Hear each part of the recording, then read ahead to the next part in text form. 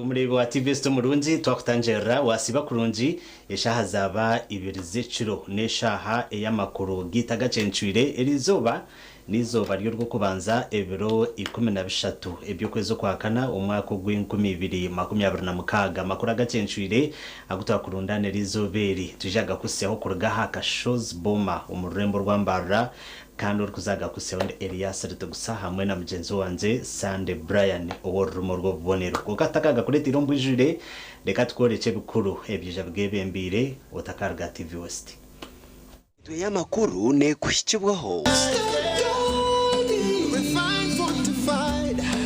blended pure vegetable cooking oil second best to a mother's love echiro chisisire chireche rose from ne pakasheshe karonji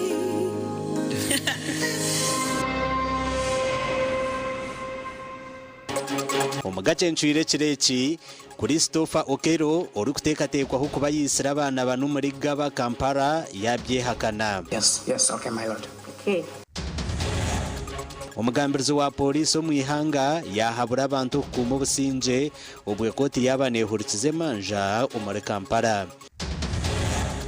Ababinjirwa mu tawuni ya Kabwohe nebetombwitwa ahabwo kubatambe ko mu kishaka omuri Shema. Hati netiba agatombantu halina hati watu leta watu wateko mwiteme ndimo turagikuze emito ya makuru yabane kushikibwaho refined fortified blended pure vegetable cooking oil second best to a mother's love echiro chisisire chireche rose from ne pakasheshe karonji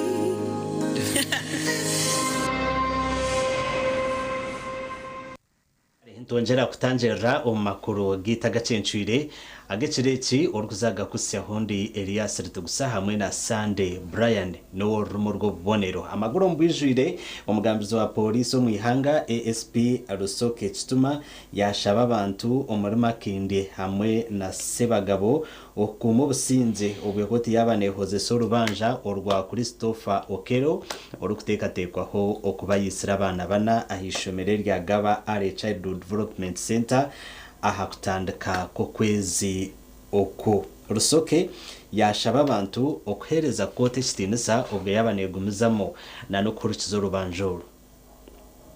Omugambirizi wa polisi omwihanga ACP Rusoke Kituma okushaba abantu ngo bate mukote kitinisa yabanehurikiroza orubanja rwa Christopher Okero orukutekatekwa kuba yisira abana bana omuri Gaba Kampala kibahwero kumanyaje ebirukugendo mu misho koti eri kusi naye justifenga polisi kyetwagala jaso kubakubiriza izi mugezeko nnyo okulaba nti mukuuma eddembe kubanga tukimanyi nti keesi eyo yaleetamu epogu mulingi abantu balina obulumi bw'amaanyi okulaba nti omuntu yali asobola okukwata abaana bana n'abasanjaga so naye kyetusaba mukuume eddembe ogunagira ngu polisi neija kugumizamu nehereza abaramuzi n'abapolida obukuumi babaase kukoragye omurimo gwabo n'okushaba abantu obutemereza mitima ahabwo obukuumi bwingi oburukutibwa aha ruguuto rwa Gaba n'ebindi bicweka ebiherire Gaba tetwagala olabe kubanga mu mateeka n'engeri gye batambuzamu kooti ojja kugenda olabe omuntu ng'awolereza Okero Kanyumu oyagale mpozi mukiyita akasajja okuzimba akasajja ku mutima no ebyo byonna bikirizibwa mu demokrasi yaffe Okero aba ayina abantu abagenda nga ba lawyers tetwagala ekyowulire abantu nti ate nabo baagala kuba jagambula. Kituma nagira ngu police hona eri omu kucondoza aha butabanguko hagati ya Madi na Acholi mu district ya Jumani oburgireho abantu bashatu kufa n'abandi bakagenda bashembere embare. Wagenze ne wagwamu mothers communities bwe zalwanye ng'okukakana abantu basatu babase era nga n'abalala bafunye ebisago. Yes, twasobodde okujja nga teams za security tutaase embeera ne tukakanya n'abantu nga tukolegana wamu ne leadership y'ekitundu. Naye kye twagala okukubiriza abantu eyo kwe kugezaako okulaba nti bakakanya embeera. Abantu aba batwire nibarwanira ensharosharo z'itaka kandi n'ebitongore by'ebyokwerinda n'abebembezi bagerezeho okuhezaho imihonda neegi bitu yabiira mino ga ruguru. Of course tulikola investigations abantu betunasanga okubanga babadde involved mu mivuyo gino ejavuddemu n'okutwala obulamu bw'abantu. Certainly abo tujja kulaba engeri amateeka kigana abakwatamu. Era we twogerera kati tukoze deployments nga security okulaba nti tukakanya embeera eyo. Rusoke nagira ngu bayongera ebyokwerinda omu kicweka eki okureba ngu abantu tebagarukamu kwitana nukwo kushaba abanyadiini okunyweza ebyokwerinda byabo aha myanya ei barikushabiramu. Okugamba aha nshonga egi Rusoke yaba nayihirira aha bainazi bashatu abarimu Sekitoleko Ronald n'abandi abamanywaho erya Nabwire na Robert okutahirira ekanisa y'aba Seventh Day omuri Kayunga omu district ya Wakiso. Waliwo incident yabaddewo Kavumba mu Wakiso town council. Thugs bamenye church emu eya SDA nebakukuta n'ebyuma ebya music n'ebintu ebirala byabadde mu church nga Saturday 11th April. Naye bwe twabakutte twasanze ate mukunoonyereza kwaffe nga baali bamenye ne ku muzikiti omulala. Abasalamu bo bashabwa okutaho abakuumi abaragome ne bakuuma enkeito zaabo n'emmotoka ezibarikusiga heeru y'emizigiti. Emizikiti mukimanyi abantu baleka engato wabweru naye simanyi kati currently you may find waliwo omuntu ayinza okujja n'atikkula engato. So ebintu ng'ebyo mulina okubiteekamuko kuki. You need to change the security posturing around ebifo bino. Rusoke nagira ngu ebitongore by'ebyokwerinda bigarukire byakwata embundu kuruga ahari Lolem Lokusteba ow'emyaka 68 kuruga mu district ya Kotido erikugambwa kuba nekozesebwa omu bushuma bw'ente kandi polisi basize kucungura ente 107 n'endogoyi 3. Gasha kwa Sulaiman Mutebi. Webare Sulaiman Mutebi twagumizamu na namakuru abashubuzi abarumu ababizi hamwe na nababaji omuri Kabohe omu district ya Shema nibetombuye twabo kubabingo mu tawuni batyo bakabatwara kagango ahari ya mizi kandi hatariyo n'amashanyarazi. Abashubuzi aba okukira munonga ababizi nibagira ngo umwanya ugo bariko batwara muno gucara kandi bino kutina ngo embaho zaboneza kujunda. Bwanyuma y'ababizi nabo kushubura embawutiro n'ababaji kubingwa hagati y'etawuni ya Kabwe bakatwarwa mu Kagango. Abantu bajyangu bashasha government okubura kubafawe kabanza yaboneza umwanya ho bwati bashobangirirwe. Nk'abashubuzi b'embaho n'ababizi umwanya ogu gurumu omwondo ngwenda mungu bashemeye kutuyamba nango bakatera mukakamara mu ati noreba nkahati nkaha bamwe batandika no kweteramu Mon turiyo ntwefa ho mbugufu kamara mukofuteka ho mbyina atubatiro mbyina ngo tukorenka business ino ziteko mizi embaho tuzukuzunda zikawaho mwe nitwe tukore kibato biyana. Abantu bajyangu n'ekitobero aho proto babahire burubuke kandi bukwatine tureba ne banda bukwatine nakubire ni intensangu semerere kushakazana na kama batayigurana no mu rubaju kugira ngo kitakaba ive umuriro kugirota kurugaci bande kimwe kaza kindi konka kukira mnonga kitwa kubirindwe ndamashanyarazi namwe n'ababaji tweno kutwariza mu geno ababaji tine muntu ashemerera mu kintu cyo kujaka kureka no gukora no kwita sente zitu zikaho akenya mu rede yitu jino mutahuni nediba kandi nyama yitu cyukiza birebi ebiro bibiri acho chakishine yafu hati nediba agatombantu halina hati watu leta watu wateko mwiteme ndimo turagikuza Musa yayongereye ajya mu cyasha bwo kwa bina majuga bo marunju go gurizamo nyama bitu nago baba bingiremo amajutukino rede amajutukine ago kuboneza tukaguma mutahuni agamo amajuga mugabo nize ubutari bunubonize nimukora konka titukumanya aha bwakibenzire kutuyo mutahuni kutureta kai kagango umuchikomera okuya batanu ko muhigo go kubinga abantu mutahuni yakabwoye bari kushenya no bujo buri kubuzabuza abashima muri kabwoye beyongire hatese mutubakiza ukora mu nshaho nibagikunyakura na hakuto mu ihangwe tukutuku konka kabargireyo umutahuni abantu babinjira mutahuni abantu abebine cyo gukora batanu ko kwiba mwene twansaba government ibase kugiro okuyabasa kukwataraho ninga security ya na DPC twatinga na DPC security yongera kwa bashuma babire bingi abamwe tubakinde cyo gukora obwa hata batirwa mu cyayi cyakagango harama boguza makara enanansa babajya babizi nabo butarebwe mwendo bwa burizoba amakuru agasha kwa Sheikh Abdulatif Kare webare Sheikh Abdulatif twagumuzamo na namakuru government yahamya kwera umuneko reberagiro ebyamajani na ninjendererwaho ebirahwere uko amajana garahingwe okusharurwa nangwa na nokugarije kubana gahikoma katare konka oyihire cyo koreberagiro government nabwe etireho kikuru bishatu 10 okuhwera makorro gamajani okushashura amabanja okumanye bisebere kufakingwa cy'amajani no Fred Bwino cyakora gol minister y'ibyo buhingi yabaryo mu rukiko naba bari kuhinga no koro majano mu Rurembo Fort Poto minister najangwe kiziro bwa nyuma y'abahingi nabakama ba factories amajani okwetera nduro tiro no rukiko rwagizero na mukuru wihanga omkwezi kwa 8 mwaka gwiro mu district ya Bushenyi. Again, we have written a letter to the PSC asking him to release those funds as specified by the President. So, this is the fact that we have gone as the government. Now, coming to your engagement yesterday and today, I can summarize this way.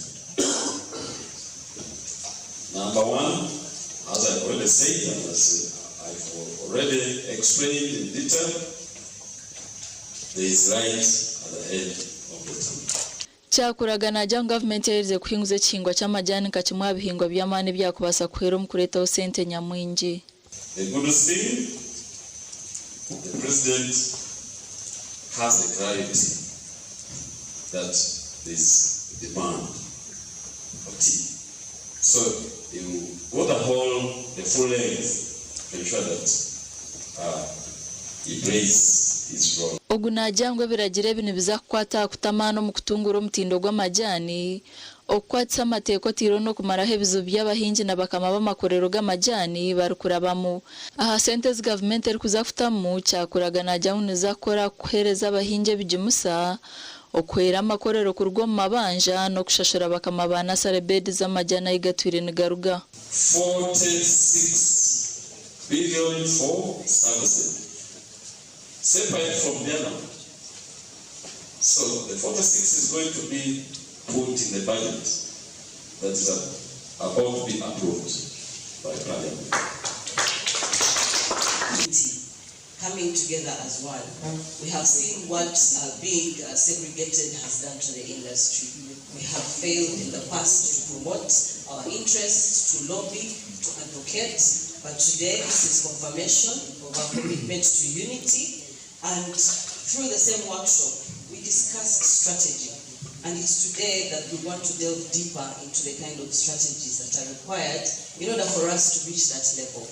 bamwe abahinzi b'amajyani n'abamakorero bashemerirwe cya gavumenti kubakwatiraho. The smallholders, we give them fertilizer, as the member has already expressed, without helping the factories to recover, will be wasting time.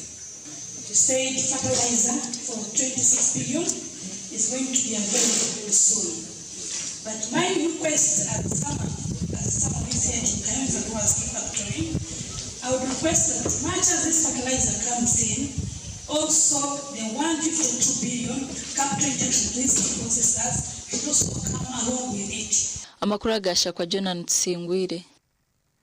Webare Jonathan Tsingwire twagumizamo n'amakuru abanyabushenyi bayihanangiza bwa okugumana barara ombutimba bw'ensiri ngo ahabwo kubumushija gweyonzire omu district age aba bahebwana n'obutimbo bundi okoroga omu ministry by'amagara. Okwakira obutimbo kwayebemberwa rukure by'amagara mu district ya Bushenyi Dr. Steven Tino Mugisha. Obutimbo burkwingana emitwaro 16,200 oburahebwa maka emitwaro 6,952 omu district ya Bushenyi kandi burikana ija kuba netunga katimba kensiri kurwo ministry by'amagara.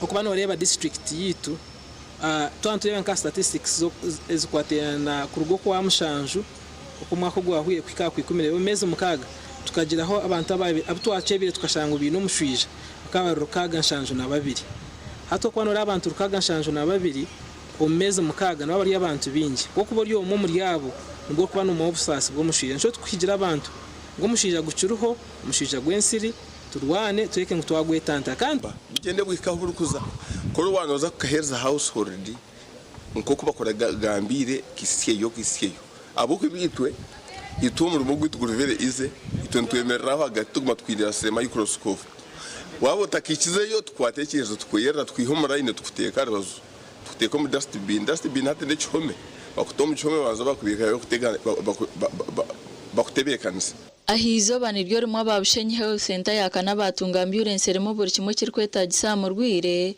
aho ministry by'amagara bakwatanise ni emergency medical services Maltese International na Ambulance Africa batiremo amanminjo mu kujigarura busya takatungire ambulance mwebi ebyomebe birukumara betu inobuzu kucarana munonge cyo kubanza oxygen ahabo kubatidyencereza cya gas cyo cyango chime kubancu gumahamu mwirwaro tuchikomakomero mu kugira ngo twara umurwire tubase kumutwara aha oxygen orukure by'amagara najyangu no barabi bari batungo buhereza butari umwe na umwe kurwo mu kisongoreshe by'amagara ngo bitunga Bushenyi district bakino buzubwa bashaho batari kumara ekibasha ba government okurugaye kabijuka cyo turwana kandi turobing mu government staffing akuba currently staffing level yitu eri ya 31.7%.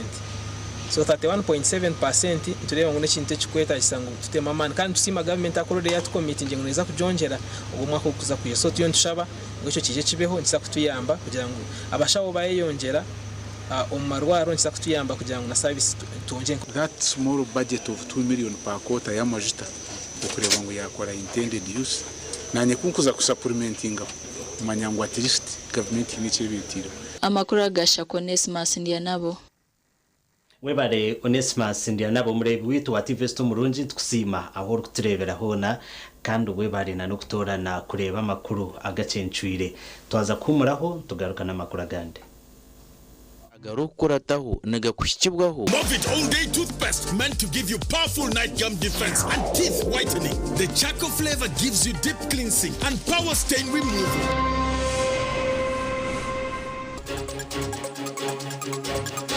abeji ba Rwenzora High School bayisharinga ahabwo kurya kubena no kushashura sente za baso ku marobwire buringwa umarkasese agarukurataho gabanaga kushikibwaho Movit All Day Toothpaste meant to give you powerful night gum defense and teeth whitening. The charcoal flavor gives you deep cleansing and power stain removal.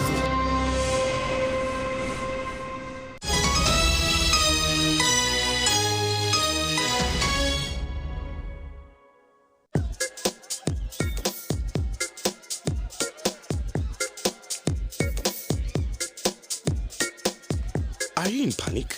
Oh Or you're afraid to make a move? Don't worry. With Kazire Red Tonic, you will put her in red moments. And with Kazire Power Tonic, you have your game powered. Enjoy Kazire Red Tonic and Kazire Power Tonic, the natural organic products. Kazire Power Tonic, made from nettle tea, ginger, grapes, and honey. Kazire Red Tonic, made from watermelon, pumpkin, grapes, and honey. Power your game and ignite her happiness. At Fins Medical University, we offer online postgraduate diploma in medical education, Bachelor of Medicine and Bachelor of Surgery, MDCHB, Bachelor of Pharmacy, Bachelor of Medical Laboratory Technology, among others, Diploma in Clinical Medicine and Community Health, Diploma in Medical Laboratory Technology, among others, and certificate programs. Fins Medical University, a chartered medical university in East Africa and is located in Fort Portal. Apply now for the March or July-August intakes. Visit our offices or apply online on our website or contact us for details. Fins Medical University, saving lives, our passion.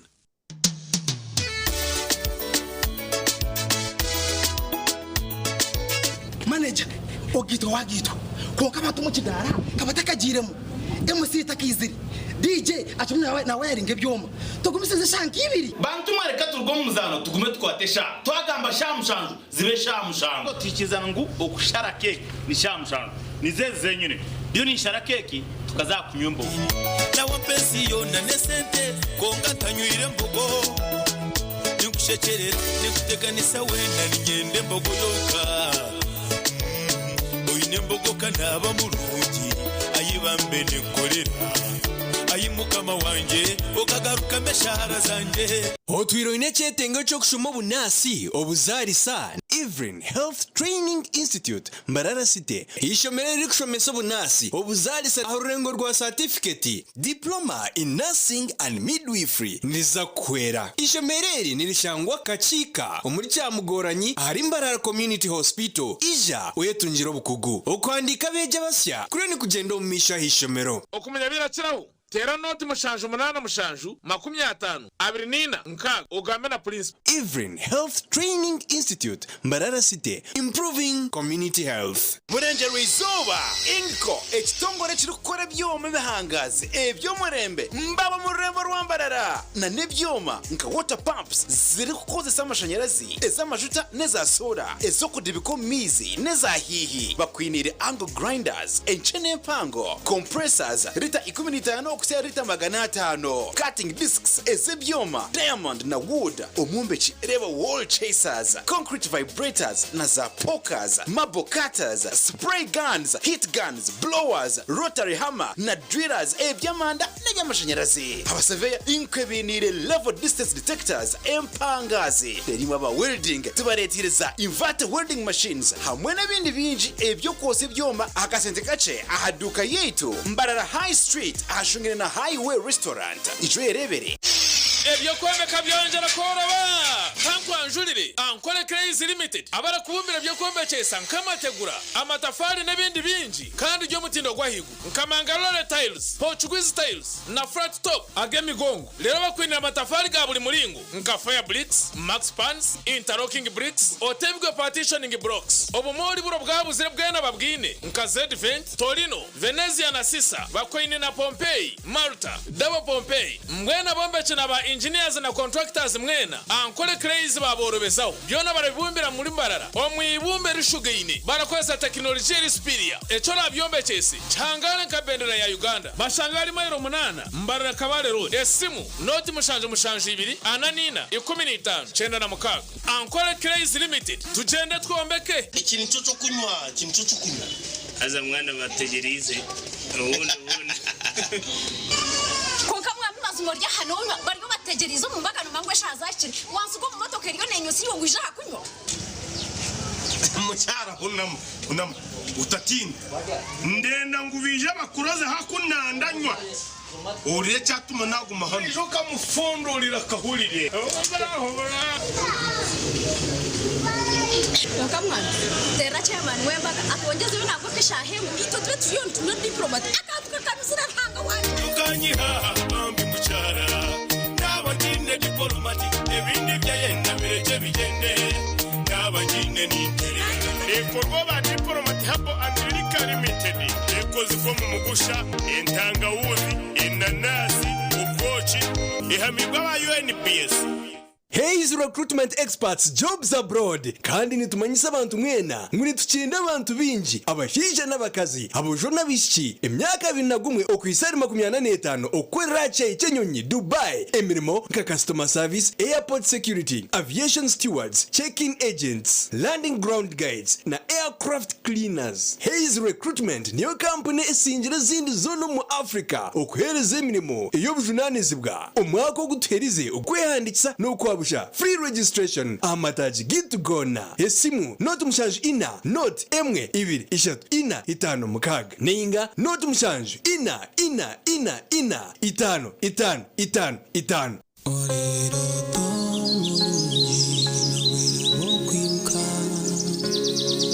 Echiro chisisire chireche Rose from ne bakasheshe karonje Para see a rose spring, a rose fall. Ejini biti tokuro bisas mukasheshi nikukoma sajingo muchirochuna. Wera renko mwerere n'ubufaratsi bw'umutendo kandi nuguhanga umugongo ombero gurukushasha okubiyamaje kigambe bakwecho rwema. Rose form insiye biroto birunji.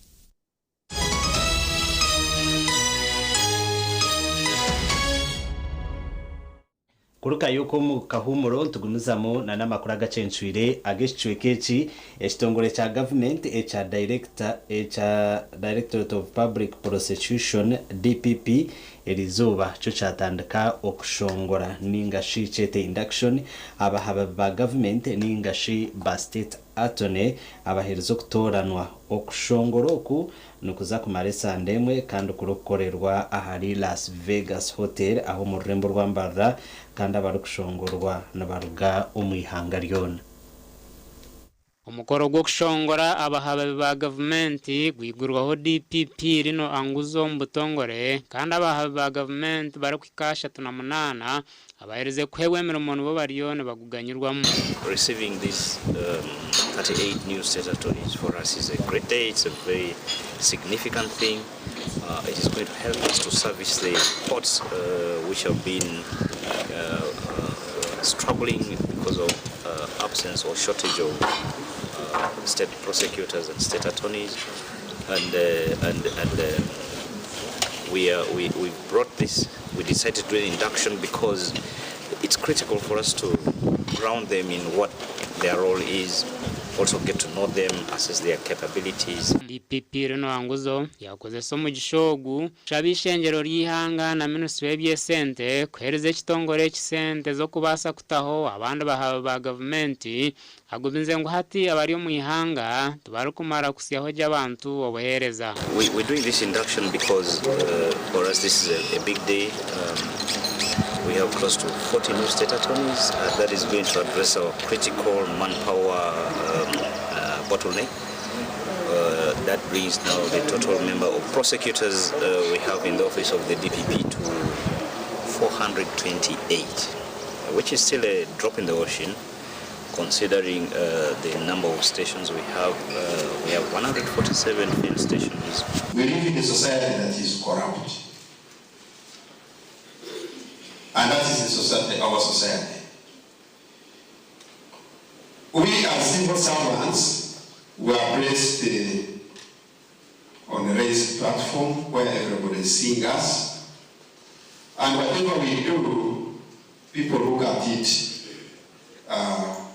and interpret it differently. It's also a tool of service to you because we shall be posting you to different stations. So as you do your work, tomorrow we shall send you to Chitukum, another time you're in Bundujo, another time you're in Nakawa. So it's a tour of service. So we hope you will enjoy that tour of service in the public service. Okurigirira har DPP rino anguzu omuyanga ryona harmu abahaba ba government bari kwikaba na munana abarukorera ombyanga ninga region zi 19 na za office gana nshanju kana nagerangwa aba bache munonga wagerageranisa myanya bari gukoreramu omuyanga awa TV West and Abdukarim Sengen. Webare Sengendo Abdukarim wishabara muzo mwihanga His Worship Dr. Flavian Zija aino kutina abwestongoro kugumana istunga sente zitarukumara okurugo mu government ecyari kugira ngo nitiza kuretera eminikiretere emirimo yabo yaguma netambuza kashobo yabgambira mu district ya Kisoro. Ari kuganiraho n'abebembezi ba district ya Kisoro mukuru w'abaramuzo mu ihanga his worship Dr. Flavian Zija yagira ngo isitongore nikitunga sente zitarukumara umukutambuza imirimo y'ihanga nko kugira abakozi abarukumara okucwamuna no kutwara abana abakozi remishango mu remand homuzi na no kucemanje mu bwire ekirigirireho mu ijoro no gwembo he mu ihanga.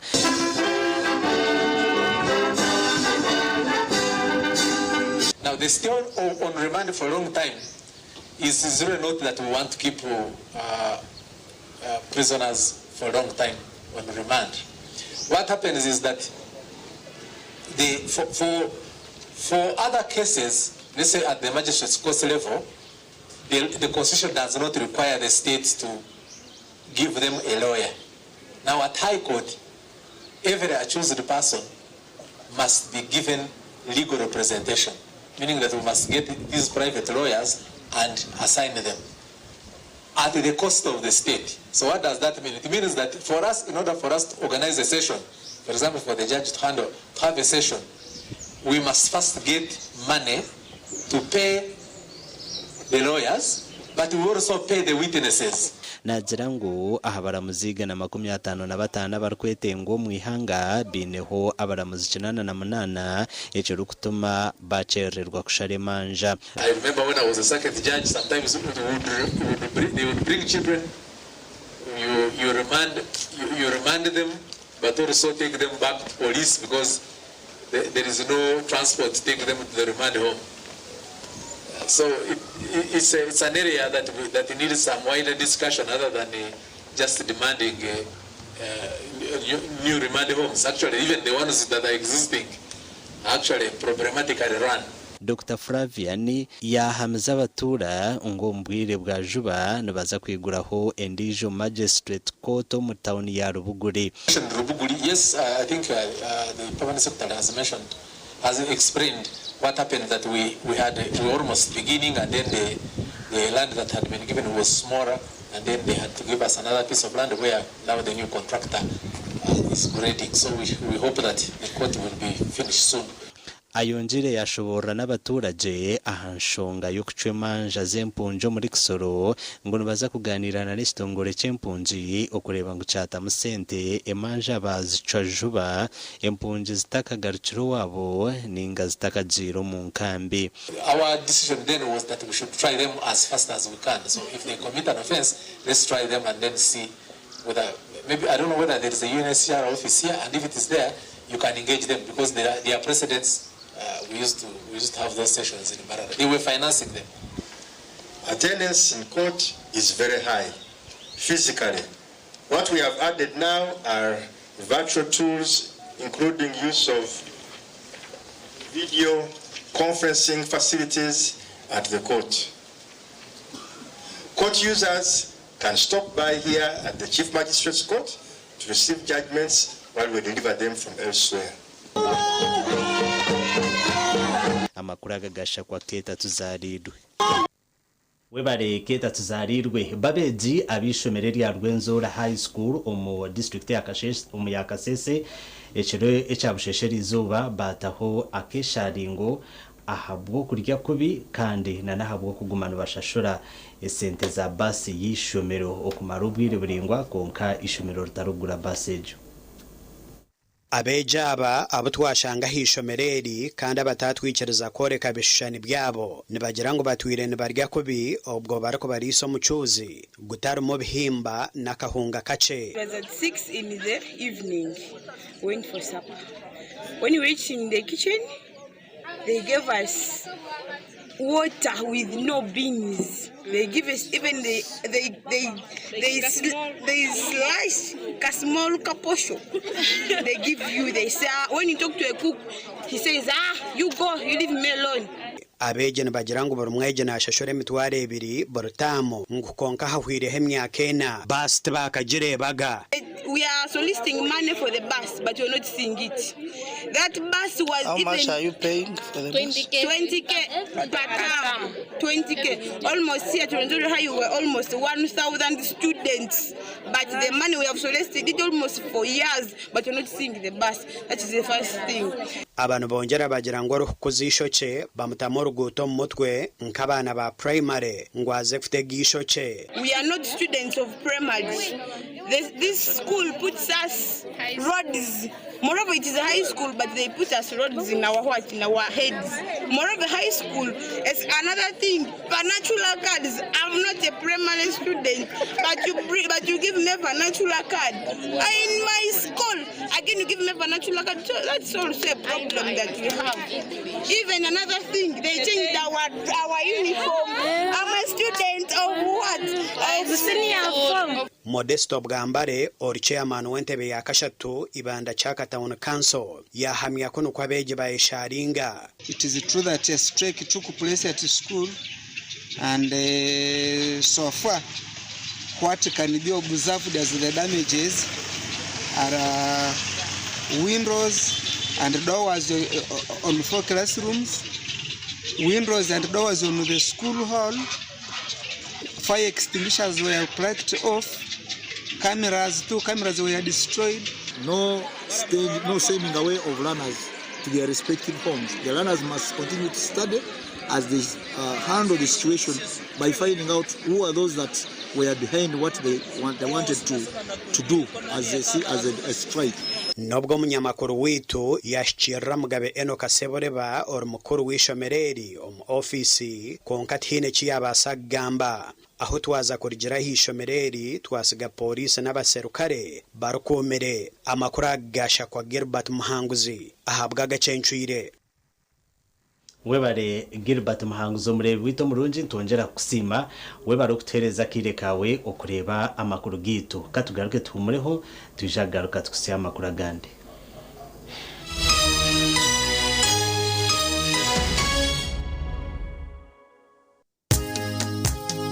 Katochi no bunuzi bwayo katochi kerya hamutindo katochi okurugeri izoba abantu banje tibaregaruka kugire nakwa hamutima byaguma binamashemererwa ahabwo kuba natongoze cyo kunywa kisya ecya katochi mugume munywecho katochi no bunuzi bwayo katochi kerya hamutindo katochi ine chama chayo muhute katochi niyerya hamutindo katochi alcoholic drink inuzire kandi terkuleta hangover nekogwa bakabiri Foods and Beverages Company Limited otaka ikize myaka 18 otanywaho. Rwashamire Vocational Institute itendekero ry'amashomo ga business na technical studies international diploma human resource management, public administration, guidance and counseling, computer science and English IT, records management, accounting and finance, business management, journalism, tourism, building construction, electrical installation, mechanics, plumbing hamwe n'agandi minji. Amashomaga gona ngabuzubwa ebitongore nka UBTEB, DIT hamwe na Makerere University. Rwashamire Vocational Institute twine in service, pre-service hamwe na short courses netushangwa Rwashamire Town Council aharuguto rwantunga mu rukunjiri kandi kwehandikisa nukugendo misho tera inamba zesimu 0772 9 0 When you don't use Momo, you get unwanted surprises.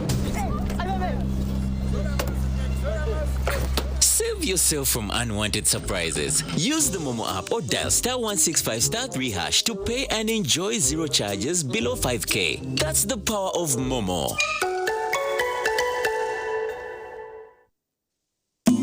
Cooking all that makes food sweet. Tastes so good like mama's keys. Sweet Tamasana, yeah. Stir gold is the oil you cooking oil for a tasty meal to live a healthy, happy life. Stir gold, refined, fortified, blended pure vegetable cooking oil, second best to a mother's love.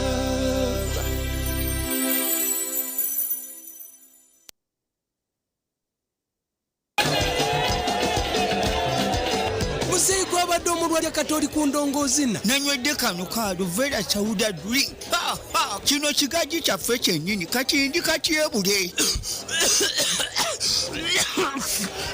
mutoolo okolola okotyongoka kwata kano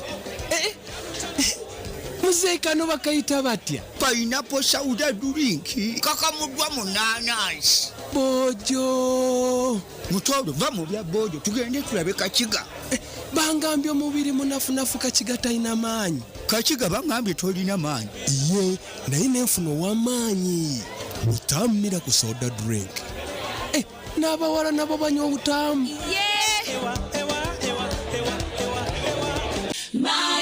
Uganda School of Nursing and Midwifery nibeetabe ekibwina abahereza siniya ya 4 ya 6 kwisha kwehanditsa habwa amashomo ga certificate na diploma ombunasi obuzarusa na lab technology omwejero kwenda omwanya oshemere kubushyikiro kubara n'orujungu hamwe n'ebya science iwe kwenda kushoma diploma oshemere kuba ine certificate of nursing na midwifery kandi omazire emyaka 2 mu field buri mwezi nahawe umugisha gwo kushoma gani mashomo ga teknolojia kumwongera umugisha gwo kuhakanara nyensia nka scanning na sonography lab technologies business na vocational skills nabyo bitakwibiri bursaries zikiruho mugiro bwira ishomero nirishangwa rya Ntonde haruguto rwa Kampala mbarra kandi kuma ibiri kukiraho terano tumushanju 8 mukaga nshanju ni 3 nshanju ni 5 ashatu na 4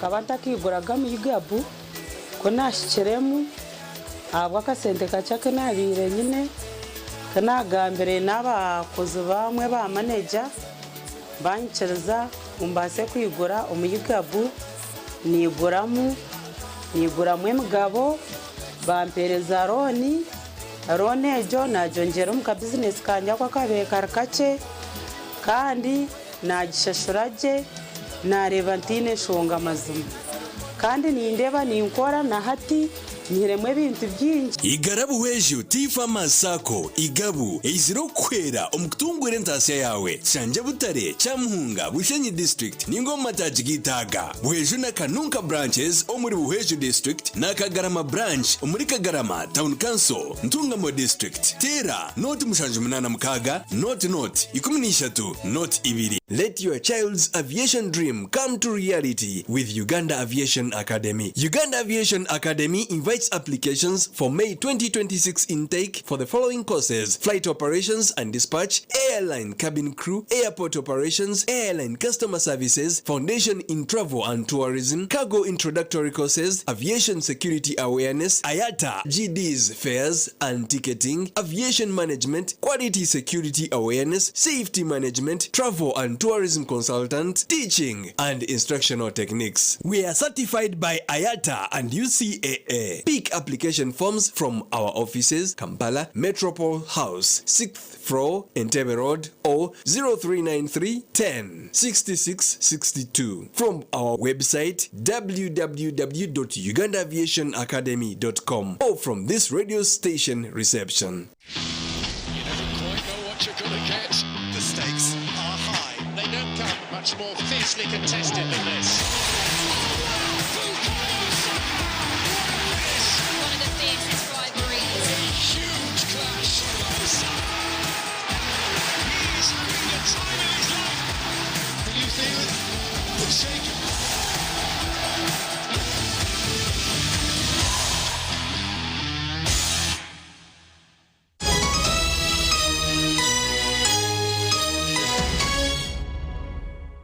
kuruka yuko mbutumwa bw'abashubuzi twagumizamu na namakuru agacencwire ebyo kwirinda erizoba byayongerwa mu amani omutawune yagaba na munonga akoti ya shitama okuhozesa Christopher Okero orukutekatekwaho okubayisira abana bana ahishomere ryagaba are Childhood Development Center bitu ebyo kwita abana aba we yabyehakana.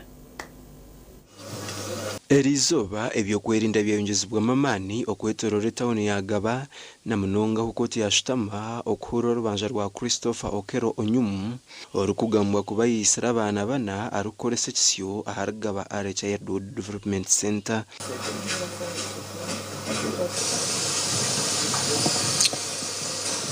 Do you know Odeke Ryan? abekeza ferirwa abana babo basindika baro y'abashatu aba barumu Stanley Okecho, Pius Katumba Busobozi na Roger Mugabi, kandi we Okero yabaine baro y'ababiri Richard Kumbuga na Sara Awero. Na bwanyuma babashomera Christopher Okere Mishangwena eyo kwita bana bana abarumu Eteku Gideon, Keisha Angenworth, Seriyange Ignatius na Odeke Ryan ahabirobere byokwezo ko kwakana. Nga kigambirwa nti Christopher Okero Onyum ng'ennaku z'omwezi 2 ogwokuna 2026 Egaba Early Childhood Development Center, Mugaba Trading Center, Gaba Parish, Machindye Division mu Kampala District nga ine kigendererwa yata Eteku Gideon. Bamubuuziza omusango n'agamba aguwulidde naye nga si kituufu. Nagwamu amaanyi nadduka nenga mpulira ebigere tebitambula. I lost the energy. I tried to run but I felt my feet were not moving. Ninfuna boda. I got a boda.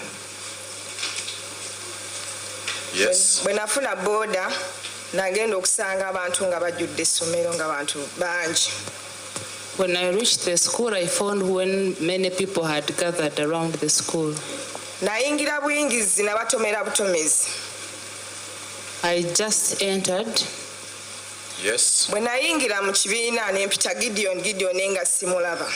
When I entered the classroom, I called Gideon, but I could not see him. Nensoka nengwa wansi. Urwo rubajoro hababi orwabarukurirwe Jonathan Muwaganya bagambira koti ng'obujuruzi bwa Dr. Katongore Abdul owachebire mitumbi y'abana bisorwe arukwe yambisa report ya doctor yayorekangwa abana bakafa bukurugwemeshaga manyinji. The first one, my lord, is a postmortem report in respect of Eteku Gideon. He was a preschool child. Omushango gwayemerero ku mareda chiki 15 nukwe kugaruka obwo rubajoro hababiru kwanjura abajurizi aba baribishe babanaba abarumu Stella Aporot orumama wa Eteku Gideon, Okurut Simon orutata wa Odeke Ryan, Mbazira Lawrence orutata wa Seriyange Ignatius na Marvin Otim orutata wa Keisha Angenworth Otim. You are charged in four counts. You unlawfully caused the death of Eteku Gideon. What this offense means is that you, with intention, you unlawfully caused the death of this person called Eteku Gideon. Mr. Okello, is it true? No, my lord. I plead otherwise. We are in court. Could we please have some peace and calm? Is it true? I plead not guilty, my lord. You plead not guilty. Okero akakwatwa rubyokwezi 2 izobe rukugambwa kuba yatemwira abana bana kanda kareto mukoti ya makindi rubyokwezi mushanju rero abiro munana yatwarwa mukoti nkuru biterizo baye hakanogo kwita abanaba umushango ogu no gwisha kugaruka mabiro byokwezi 15 kwa kana abo boka abatasobola kuyimirira erizoba ebyo nebyasiba omukoti omuri Kampala. Twagumizamu n'amakuru abashubuza babinjirwa harubaju rwa muhanda ogwa round mu rurembo rwa Hoyuma bahirwa itaka eribarije kubano bakorraho obwabebembezi bo rurembo baruko batunzira katare akubarije kubatwaramo. Hati barukurabiro munyishingiro kazi w'ururembo rwa Hoyuma Asinansi Nyakato batungira itaka rya hiki 2009 ko muri Kiganda ya kabiri seo hihi naraguna aho barukuza ku bantu bakora barindirira katare. At least barugire kuturwanira kakibenti obwe kulembezi kwa bunyoro hano tukabayire kubantu kwatagana yitwe na tukore kintu kimu baitu abantu abakubona abo nabali babunyoro kandi bakomera be kulembezi uko gamba bubayambi nyoka cheimani abwire buno kura amali kurwanirira abantu kisetagovu amukabe kulembezi babuyimasite kururanja kachale kanu kachandika iko abantu baita bayiri muhangudo baroleho okora netukimanya nka government plan eyokurora nti abantu yabayihangudo it is a good idea abokuba mazima kuntwetaaga ebibuga ebiri clean and organized baitu habwe ensonga ekyo n'abaana b'okwiha haruguudo olina kuba obateekanirize kugenda ab'obushobozi mu rurembo rwa Hoima bakajyangu bazo mu butare bwa Kyesiga Kibingo ninga Kiduma bita bashobozi nibajyangu nahare kiro kino nyina okusemererwa kwingi abokuba tusoboire kwija ha site henyini n'emirimo ekorwa egenda omaiso tukusiima muno bwire buno bakugradinga kikwole kyangu ekintu kigenda omaiso ite tuli bagumu muno twikirize kikaro tukakisiima aziga maingi baitu mukama okumusiima nawe abaire hagati yaitu ninyongera okusiima omukamu w'ekikiweka kino weitaka lino mazimako atweikirize omu masimu amaingi omu bigambo ebingi baitu yaguma yatweikiriza tuije omu kikiweka kino kumusiima taina okugarukira omunyeshenjero kazi Nyakato Asinansi najyangu n'ekyo busasi okushangara abebembezi bamwe bari kwenda kuremesa abashobozi okuza omu mwanya ogu kinge naona atikinga telekinko so nkusaba tukyale mu kuyamba kuri abantu baitu bano basobora kufuna okuhumulira abakwenda mteka politics ninkumisirizeho abantu wona bakubagamba kuona bagiye kubahayihaze bagiye kubayirukiya imwe y'abakapenta abakanika buna boga batuwolekiyo batuwolekinti wewe abo bataka bayikuruga ina abana bani benda haliyo nakunu haliyo na umuje mukoleki nawo tubyage tukoleki Nyakato nashobora nguragune hini takerte sheme kubenshonga mpango yo kuremesa abashobozi kuzo mwanya gwabwo kubaguriyo mu cweka kirungi if it is not healthy actually it up treating banakuba na ruwatino so okutukusatu rugeyo abadaktari abatandike kolesa banaye mu Africa politician ebite mu birugemu tuli mu kuyirukira abantu baitu kulantu ababudabude emitima abakiteka mu manya kiri hagati ya Nyakato na Nanka itwe betutubiri mu tuli abantu baitu because abantu abutukaina b'emyaka nyingi auto akora makuru agati twabasa kutunga ekigambo cyona kurwo wa town clerk oburembo rwa Hoima amakuru agasha kwa Ambrose nwagaba katoto webare Ambrose nwagaba katoto babeji omu district ya Shema bashabirwe okora enchwa munungi omu barokora byona abejo kushawa okora enchwa munungi bigambirwe nyuma abaziha kanisa ya Busobo Church of Uganda obwabeji bishamaro lya Busobo Secondary School erukushangwa mu Shema municipality babire no basima ruhanga obakwatanise n'ababembezi babeji kuruga itendero lya Uganda Management Institute Kampala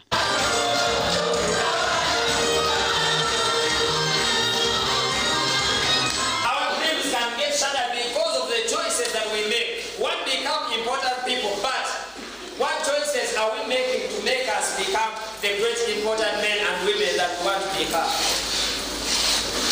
So disobedience has consequences. Mark Karuhanga oyebembire okuburira ekigambo kya Ruhanga arabwira beji abatandikire kwejumbira ombikorwa by'ombonano ngo bariyo baramuza na gehena. The girl or the boy that you have right now as your boyfriend, you will never marry them. Chances are high that you will never marry them. So what should you concentrate on today? Concentrate on your books. Praise the Lord. Praise the Lord. And you're in the senior 6 and then you have a girlfriend in senior 1 or senior 2. Omulingo gumwe gukutungura ebyo bwegese abebembezi babeji bitendero lya Uganda Management Institute Kampala bahireyo ekyoma rugogoma cyo kutera ebigezo ninga shichete printer kandi egineshohoze mpapura 10 mu dakika 5 zonka. When this allocation came into my docket of the donation, I really felt attached to give back to the school that has nurtured me for all this time, that has made me who I am. So I talked to my team and we agreed that we can bring back and give back to this school. Team erukuga yemwaye kandi yatretera printer chomechi ekitubere nitwenda munonga nyenda kwebaza Ruhanga wo kutaho mu kishogu tukatunga ekichoma ekitubere nitwenda ekitubere turura. Abembezi l'ishomero lya Busobo Secondary School basimire abashomireho hamwe n'abembezi babeji kuruga UMY okubaho umuganda muhango oguture gubaremerire abana bitushomesa abana binji mu mashomero bashohora baba abantu b'amani bagira ama office konka abari kwija kugaruka gukora nk'eki abure yakora na timu ni baba barubache. We believe that the education level at Uganda management at the civil secondary school can improve. They can have constant supply of exams. They can have constant printouts of all the materials that they want. Nabwanyuma habireho kuganira nabeji no kubahabura kubashemerire kusharamu amashomo gabo akuraga gasha kwa Michael atwakire. Webare Michael atwakire katugaruke tumure ukachen tugaruka namakuru g'ibyemizano.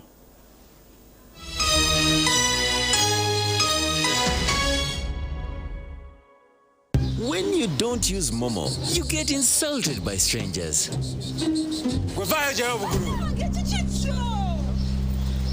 Save yourself from insults. Use the Momo app or dial *165*3# to pay and enjoy zero charges below 5K. That's the power of Momo.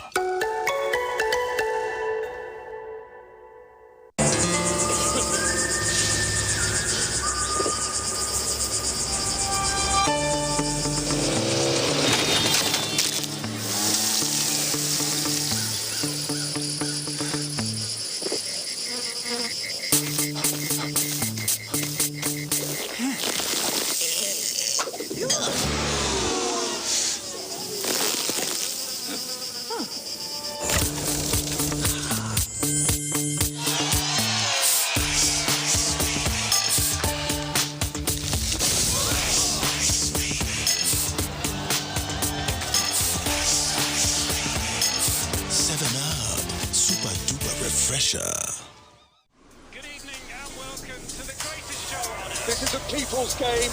They will be bubbling about this one for weeks and months to come.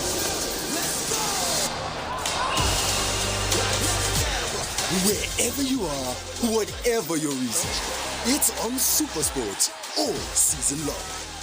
Get and stay connected to DSTV Compact and GoTV Super Plus with Kawiki available on DSTV and GoTV.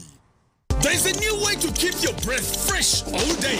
Introducing Movit All Day Toothpaste, meant to give you powerful night gum defense and teeth whitening. The charcoal flavor gives you deep cleansing and power stain removal. And the herbal delivers natural strength for healthy, confident smiles. Choose Movit All Day Toothpaste and enjoy freshness all day.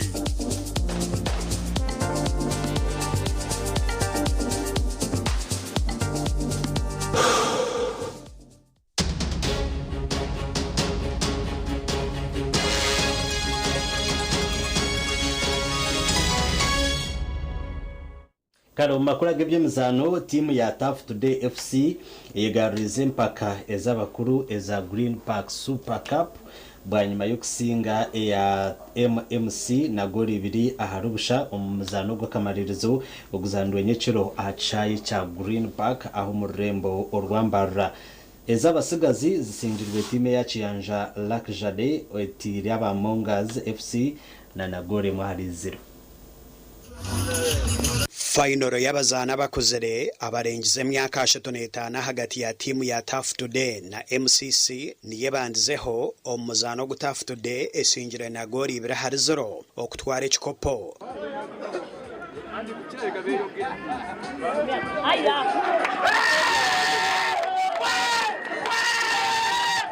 Goro za Uzair Mayanja na Angel Nachito nizo zishikiza timu eji aha businguzi okwegaruza ekikopo ekyo murundi gwa kabiri bekuratanise.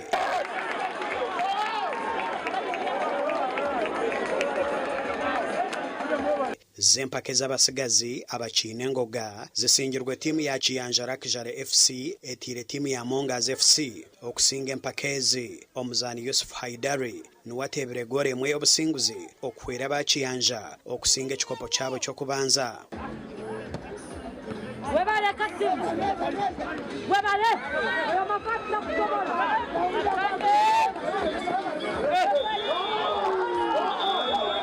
season tukamusinga na twagaruka twamusinga honestly nkibanchereka ngu we are still here tukakitekinga for granted konka of course omu bintu ebyo inomo kwikyerezana n'okusiima mukama okwa chance egyo nobasa kuba ine tiimu of course Uganda Luxury ni tiimu erikweyanga kubagamba bagyete one love kuko kandi mukama bira side yitu kureba nkurwo rugenda hiro atandisire twine sponsor twine chikonka tubaze kuteka amamani twahangure chikopechi nabwanyuma abasinguza ba Tough Today na Chiyanja Luxury FC bahirwe bichoncho ebrumwe medali n'echikopo nokwe kutandika kujaguza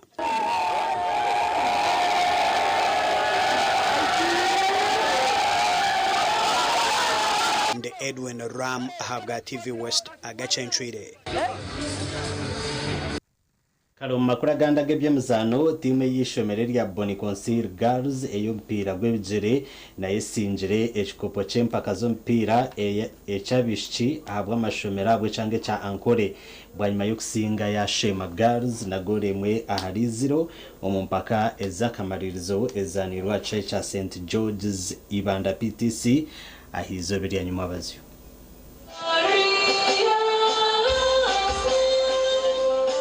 omuzano rina rohon watebere gori y'obusinguze hwerire Boni Consil Girls Secondary School okurugimuri sinjiro kusinga Shema Girls na gore mwarubsha okuhangura empaka z'ompira gw'abishikiza amashomero ga senior bw'ecyanga cya Ankole mu finals zizanirwa hari Ibanda PTC yo muri Ibanda egore yarohebire rye ya penalty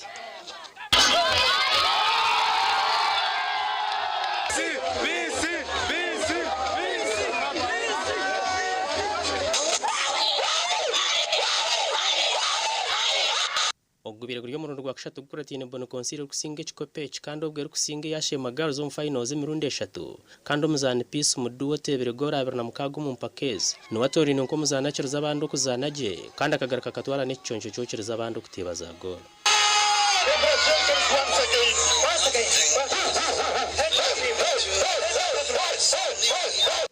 Boni Consil hirwe chikopa hagati yo kujaguza kandi Shema Girls ni jumo progressive babira bakashatu bahirwe medali kandi ezegitsirwe y'Kibingo Girls Nyabare Secondary School na Kinoni High School okujwekera Ankole omuza Uganda yoneze rukwija kubomora mukono gwezo kurukwijja I want to thank God for this victory because it has not been an easy game, but we have tried our level best. Kosi nazenga mayenti timu jengendo kusinkana kuri level ngamanyi ekinavaamu kyetugenda okugenda nakyo omupiira disipule kusaawe tebadde mbi ezitiimu za Uganda twende ekikopo kijyo mu Yankole abalimi batera twabeshengereza twende ekikopo kijyo mu Yankole. I want to thank the participating schools amashomero agijire mu byo kumuzaano n'ingejimizaano nitwenda kubasiima nitubepatisa twikirize ensiime local government leaders ashu head teachers nitubasiima. Ministry y'obwegese it is Ministry of Education and Sports.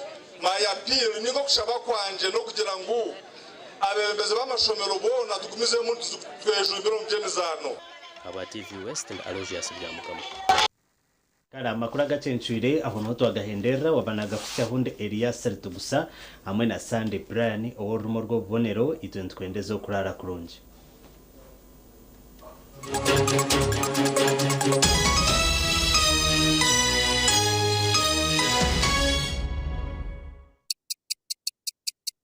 Eshaha zabishatu zechiro na when you don't use Momo, you get insulted by strangers.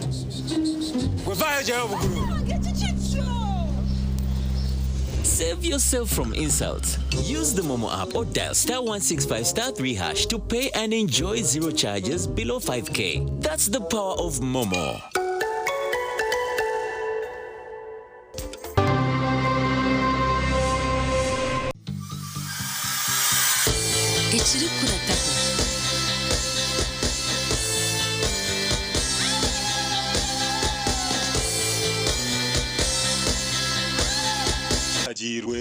Bana Uganda mwenna mwebale kusima bachogela Hub Products olw'okufufugaza endwadde z'ensusu zonna tunyiriza bato n'abakulu era basimye empeereza yaffe tuleese bipya ku katale. Leka ekirooto ky'omwana waawe okukola omubyenyonyi kiikirire na Uganda Aviation Academy twamiibwe ayata na UCAA.